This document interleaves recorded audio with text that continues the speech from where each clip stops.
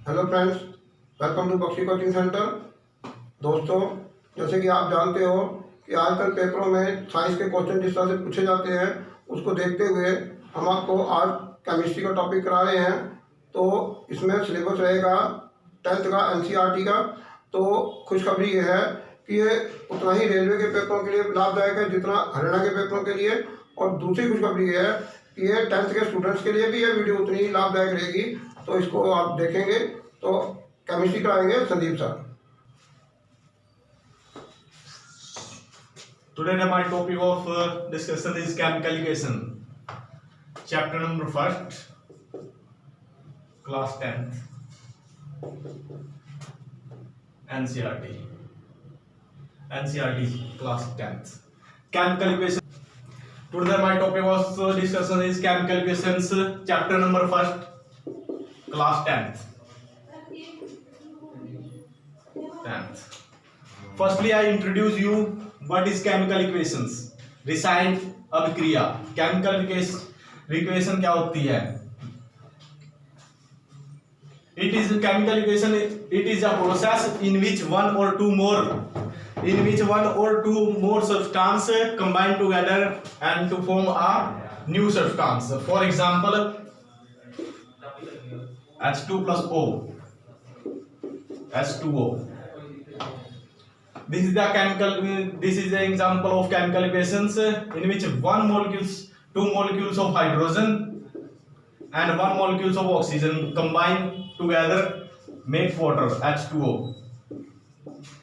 तो रसायन अभिक्रिया, जब एक या एक से अधिक सब्सटेंस मिल करके एक नया सब्सटेंस बनाते हैं, उसे रसायन अभिक्रिया कहते हैं। जैसे एक मॉलिक्यूल्स हाइड्रोजन का और एक मॉलिक्यूल्स ऑक्सीजन का, दोनों मिल करके वाटर बनाया, आपके पास पानी बना दिया है। अगर आपसे यहाँ पे पूछा जाए कि पानी का 1 मोलिकुलर वेट क्या होता है, मोलिकुलर वेट मास पूछ लिया जाए, H2O का मोलिकुलर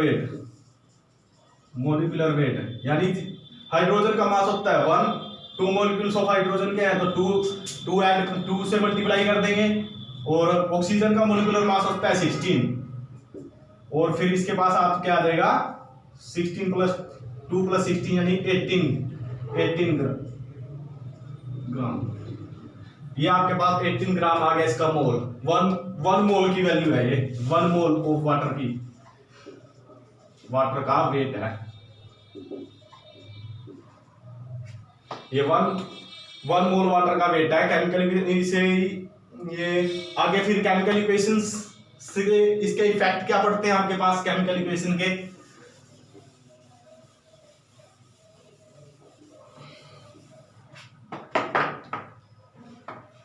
अब देखिए आप जब केमिकल इक्वेशन होगी तो उसके अंदर क्या क्या चेंजेस आएंगे। पहले भी क्या होगा, अगर जहां पे केमिकल इक्वेशन होगी तो उसमें पहले स्टेट चेंज हो जाएगी आपके पास। State change in states.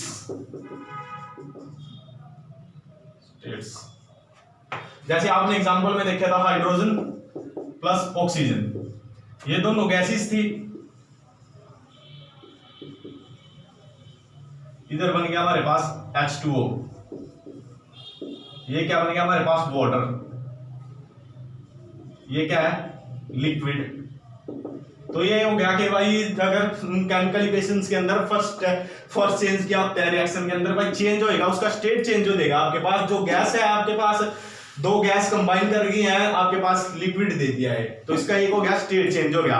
Change in colour, इसके अंदर चेंज इन कलर का ही चेंज हो जाता है। जैसे आप देखते हैं इसी एग्जांपल, आपने हाइड्रोजन ऑक्सीजन और इसी को एग्जांपल को लेते हैं इसके अंदर भी, तो आपके पास क्या होगा, ये गैसेस हैं, इनका एग्जांपल है। ये जो जब इनके स्टेट चेंज होगी तो इनका ये कलर का भी चेंज होएगा। जो कलर वाटर का कलर आपको पता है ट्रांसपेरेंट कलर होता है, कोई कलर नहीं होता वाटर का, इस करके ये इसके कलर चेंज के अंदर भी हो गया, कलर के अंदर भी चेंज होगा। उसके बाद third and most important change is change in temperature. Change in temperature का के अंदर भी चेंज हो जाता है। उसके बाद होता है इवोल्यूशन ऑफ गैसेस। क्या होता है? एवोल्यूशन ऑफ गैस, यानी एवोल्यूशन ऑफ गैस यानी जब हम कोई भी केमिकल रिएक्शन करेंगे तो उसके अंदर हमारे पास ये चार चेंजेस आती हैं। पहले तो उसका स्टेट चेंज हो जाएगा, उसके बाद उसकी कलर चेंज हो जाएगा, और उसके बाद उसके टेम्परेचर पे भी इफेक्ट पड़ेगा, और उसके बाद उस केमिकल रिएक्शन के अंदर गैस का इवोल्यूशन होगा यहाँ, या उसका मतलब ये हुआ गैस इवोल्यूशन का कि वहां पर गैस निकलेगी वहां पर।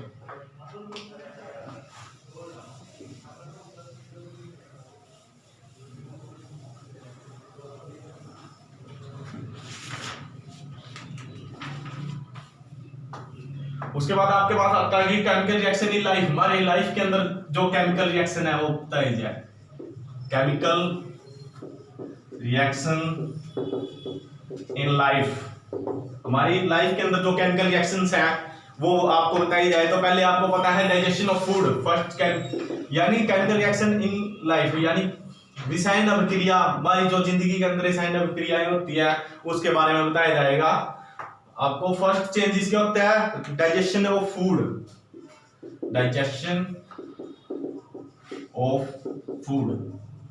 जैसे कि आप सब लोग जानते हैं कि हमारे मत्स्य के अंदर HCl नामक एक एसिड होता है, उससे ही हमारा फूड डाइजेस्ट होता है। पहला ही डाइजेशन ऑफ फूड, वो भी एक केमिकल चेंज है।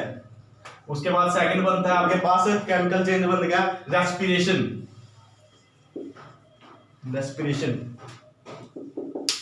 रेस्पिरेशन, और थर्ड बनेगा आपके पास रेस्पिरेशन के बाद होता है रस्टिंग ऑफ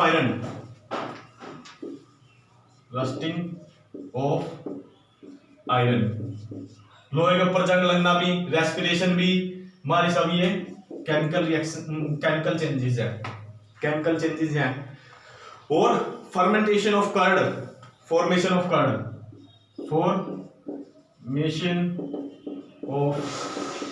कर्ड यानी दूध से दही का बनना भी एक केमिकल रिएक्शन है, केमिकल चेंज है। जैसे कि आप इसके बाद आता है आपके पास, आगे बताते हैं आपको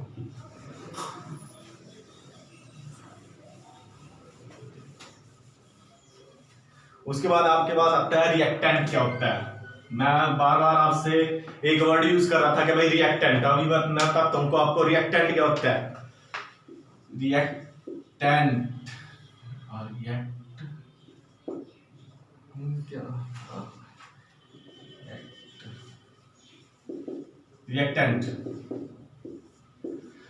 क्या होता है? जो take participate in chemical reaction,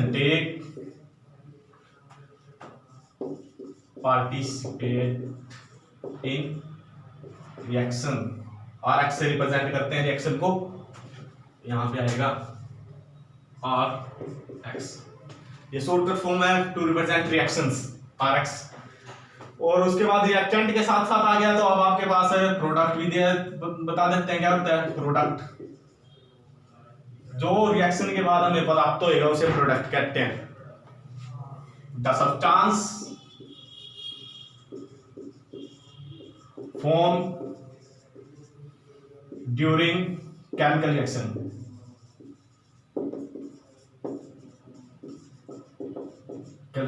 example NaCl, Na plus Cl equal to क्या गया NaCl।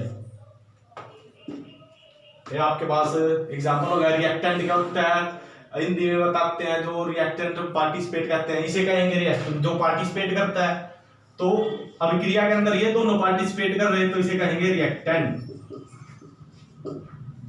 और जो हमारे पास प्रोडक्ट आता है उसे कहते हैं प्रोडक्ट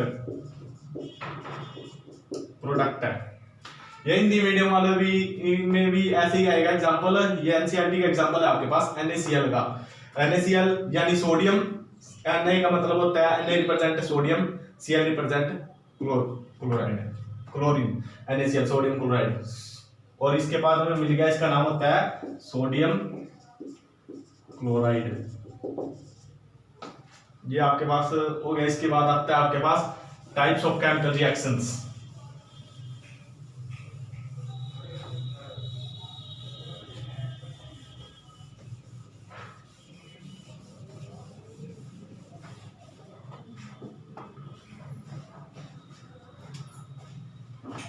उसके बाद हम आपको करते हैं एक्वस सॉल्यूशन क्या होता है इस बारे में बताते हैं। एक्वस एक्वस सॉल्यूशन, जब हम किसी भी सब्सटेंस को पानी के अंदर बोलते हैं तो उसे हमें मिलता है aqueous solution. It is a solution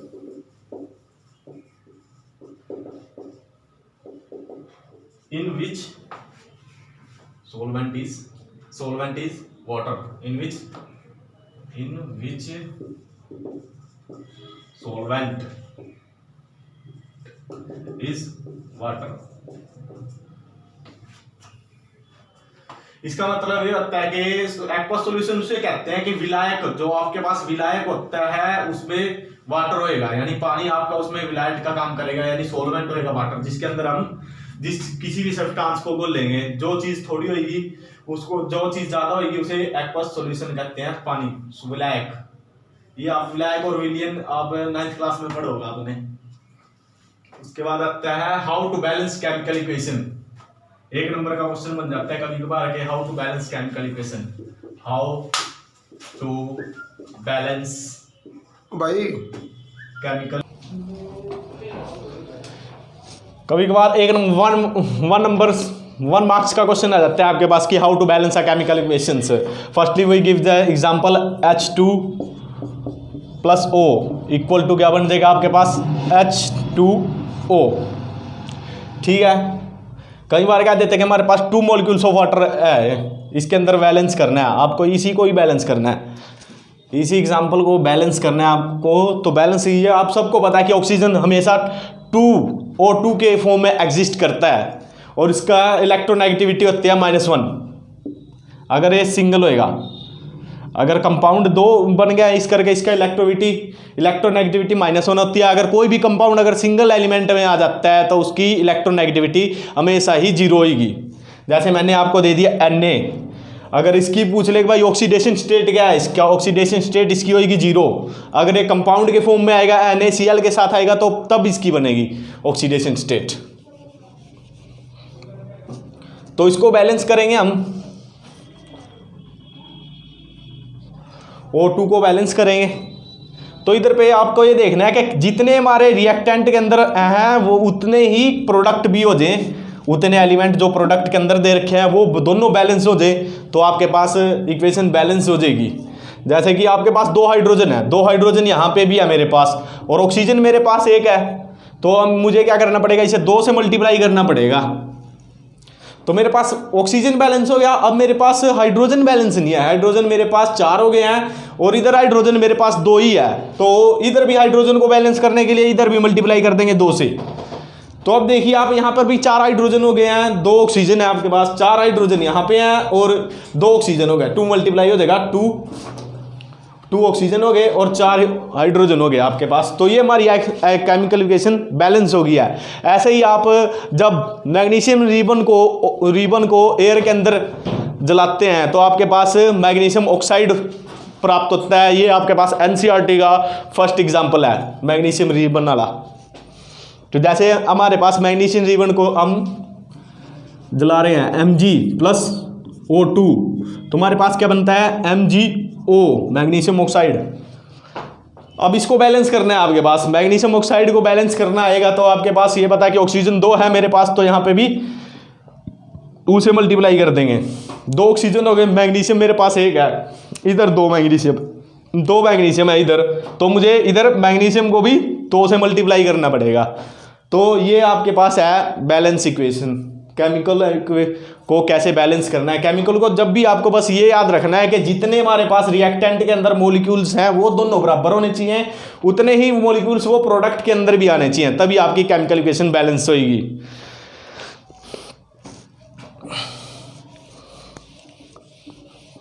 और एक बात और है कि जैसे आपकी केमिकल इक्वेशन है law of conservation of mass के ऊपर डिपेंडेंट है। जितना मास हम इधर देते हैं, लॉ ऑफ कंजर्वेशन ऑफ, वो न्यूटन्स का 3rd लॉ आपने पढ़ा था, law of conservation.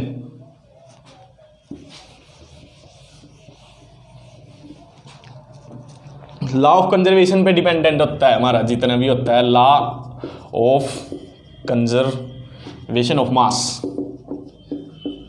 Conservation of mass पर डिपेंडेंट है, क्योंकि जितना हम देते हैं उतना ही हमारे पास प्रोडक्ट में भी मिलता है। इस करके ये law of conservation of mass को फॉलो करता है।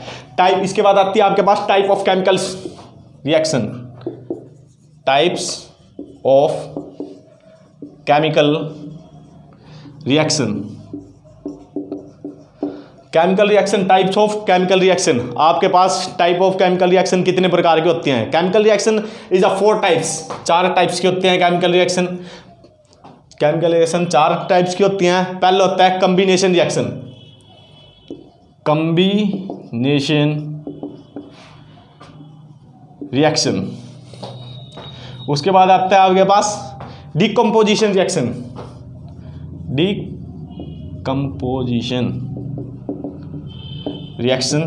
Decomposition reaction.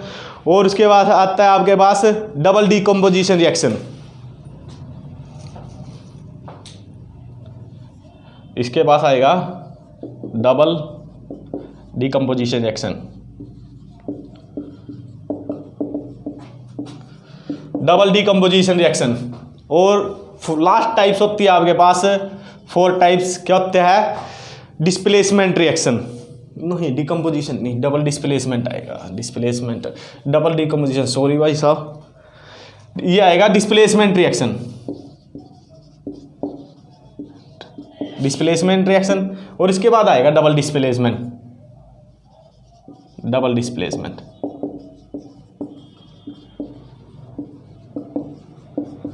Double displacement reaction. तो मैं आपको आज इसमें से केवल 2 ही इक्वेशन कराऊंगा, कॉम्बिनेशन रिएक्शन और डिकम्पोजिशन रिएक्शन। तो फर्स्ट लेते हैं कॉम्बिनेशन रिएक्शन।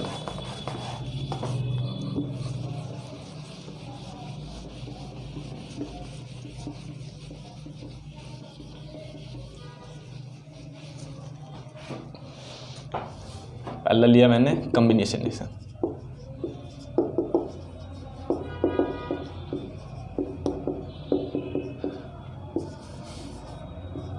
जैसा कि आपको वर्ड से ही क्लियरिफाई हो रहा होगा, कॉम्बिनेशन यानी कंबाइन होना।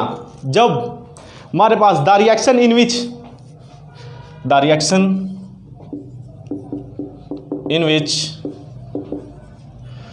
2 or more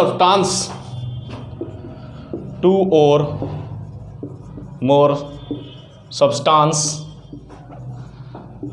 combine together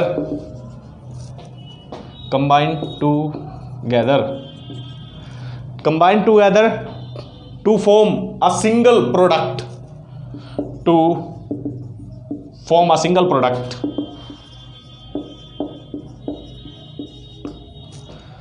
called combination reaction। इन हिंदी, जब 2 या 2 से अधिक सब्सटेंस मिलकर के एक सिंगल प्रोडक्ट देते हैं तो उसे हम कहते हैं combine reaction. For example we take example of hydrogen plus oxygen equal to H2O। 2 substance हो गए, कंबाइन हो गया, सिंगल दे दिया। तो इस रिएक्शन को पूछ ले कि भाई इस रिएक्शन का क्या नाम है, तो एक होता है कॉम्बिनेशन रिएक्शन, कॉम्बिनेशन रिएक्शन। उसके बाद आपके पास और भी एग्जाम्पल दे देते हैं, जैसे आपके पास होता है बर्निंग ऑफ कोयल, यानी कोयले का जलना।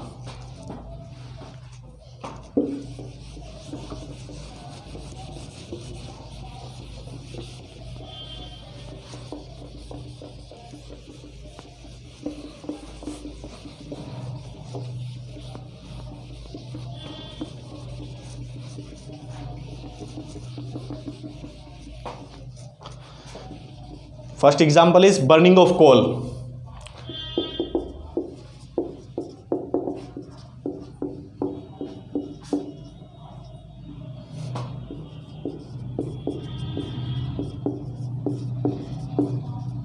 कोयले का जलना, बर्निंग ऑफ कोयल।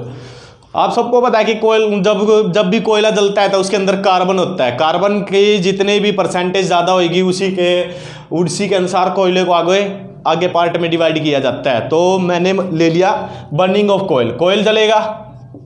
जैसे मैंने बताया था को आपको मैग्नीशियम रिबन जल रहा था, मैग्नीशियम रिबन जल रहा था, किसमें चल रहा था? ऑक्सीजन में। ठीक है, जब कोयला जलता है तो मेरे पास क्या बनता है? Carbon plus oxygen equal to CO2, carbon dioxide gas. क्या होगी यहां से आपको? गैस। और इस सिंबल का मतलब होता है कि गैस रिलीज कर रही है, यहां से गैस रिलीज हो रही है, तो इसे कहेंगे कौन सी रिएक्शन है? देखो इसके अंदर 1 2 सब्सटेंस है, 1 और 2 एक प्रोडक्ट दे रहा है, तो इस करके ये कॉम्बिनेशन रिएक्शन के अंदर आएगा। कोई पूछ ले कि कौन सी रिएक्शन है, तो ये है कॉम्बिनेशन रिएक्शन, कॉम्बिनेशन रिएक्शन। उसके बाद आता है फॉर्मेशन ऑफ वाटर, वो मैंने बता ही दिया था, वो भी आपके पास कॉम्बिनेशन रिएक्शन के अंदर आता है।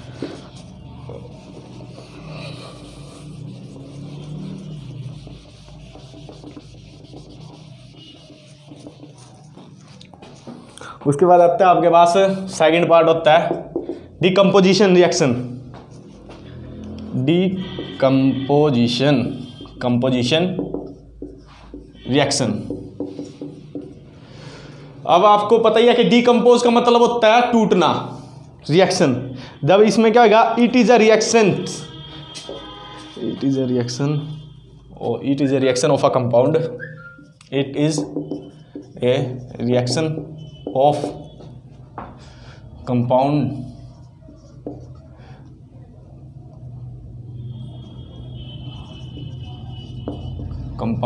split into 2 or more substance।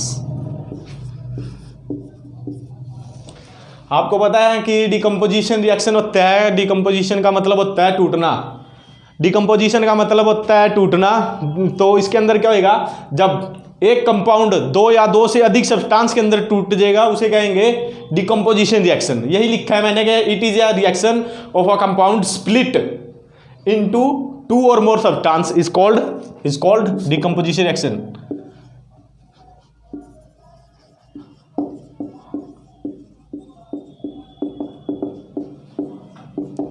Decomposition reaction. अब इसके अंदर मान लो अब होएगा डिकम्पोजिशन रिएक्शंस। एग्जाम्पल ले लेता हूं मैं आपके पास, पानी का ही टूटने ले लेता हूं एग्जाम्पल। अगर आपके पास H2O को तोड़ना है तो किसमें बनेगा? H2 plus oxygen. ऑक्सीजन हमेशा सिंगल ले आएगा, डबल आएगा, इधर 2 से होएगा, तो आपके पास ये बनेगा ऑक्सीजन, ये गैस।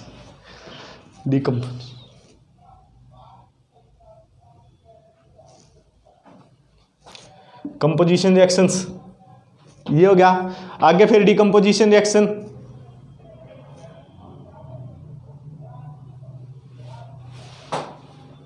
तो पता ही है बैलेंस कर ही ले में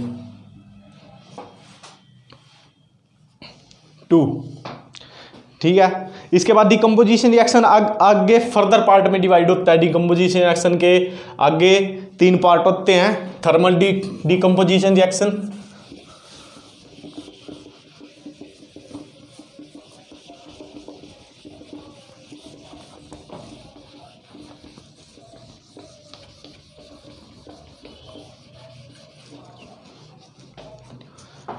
तो इसके डिकम्पोजिशन रिएक्शन के पार्ट होंगे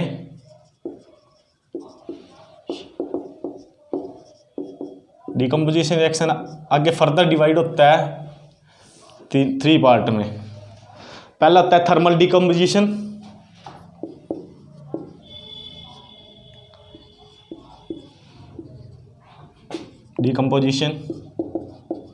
उसके बाद होता है आपके पास थर्मल के बाद होएगा आपके पास इलेक्ट्रोलिसिस।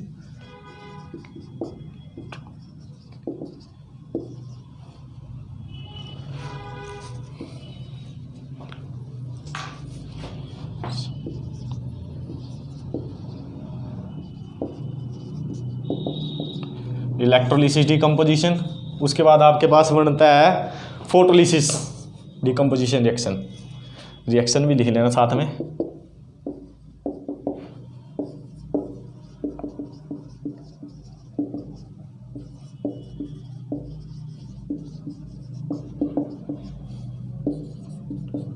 Photolysis decomposition reaction. तो पहले मैं इसका कराता हूँ आपके पास थर्मल डिकम्पोजिशन रिएक्शन। इसको निमटो देता हूँ।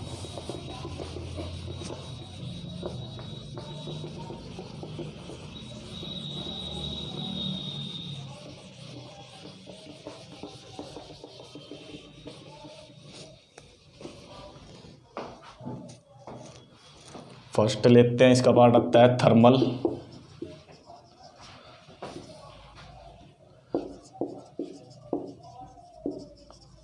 Decomposition reaction.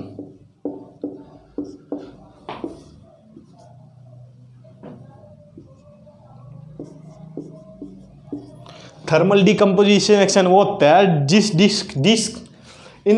In this decomposition reaction वो यूज टू थर्मल, यानी थर्मल डिकम्पोजिशन, थर्मल का जहाँ पे भी thermal in chemistry where we use a thermal it's stand for theta, यानी हीट देंगे। जिस इक्वेशन के अंदर हमें हीट देना पड़ेगा उसे कहेंगे थर्मल। जहाँ पे भी केमिस्ट्री के अंदर आपके पास थर्म आ जाएगा वर्ड, उसका मीन होता है हीट।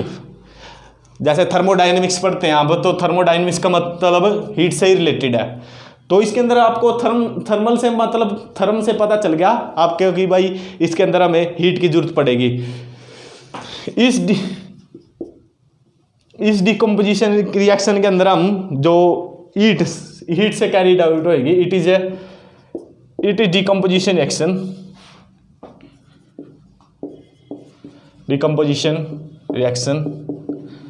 carried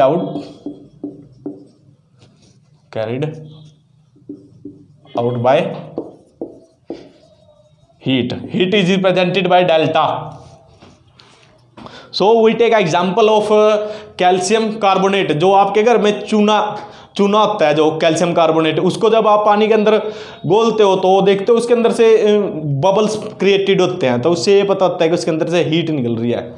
तो कैल्शियम कार्बोनेट क्या होता है, CaCO3 कैल्शियम कार्बोनेट। इसको हमने हीट कर दिया, गर्म किया। जब कैल्शियम कार्बोनेट को गर्म करेंगे तो हमें क्या होएगा, CaO और प्लस क्या बन जाएगा हमारे पास, carbon dioxide gas, CO2 carbon dioxide. और इसे ये होएगा हमारे पास सॉलिड पार्ट। ये था आपके पास थर्मल डिकम्पोजिशन रिएक्शंस। इसके अंदर अगर हम कैल्शियम कार्बोनेट को गर्म करते हैं तो हमारे पास कैल्शियम ऑक्साइड, और ये बनेगा हमारे पास carbon dioxide gas.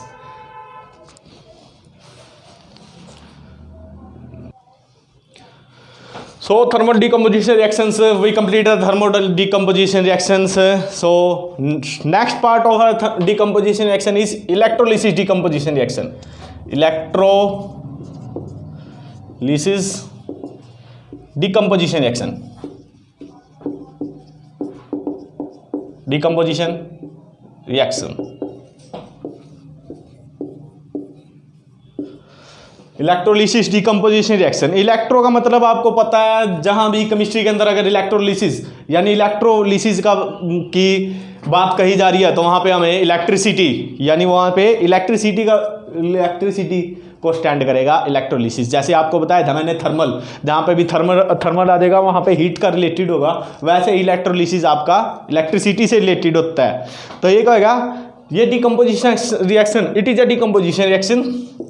Same definition लिखनी है आपको, it is a decomposition reaction which is carried out by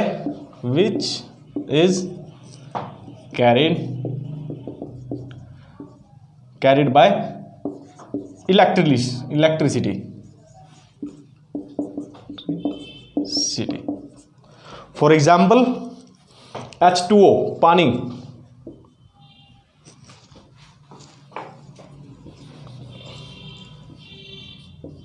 H2O water, ये क्या किस फॉर्म में होता है, लिक्विड में। अगर हम इलेक्ट्रिसिटी यानी करंट पास करेंगे इसमें से,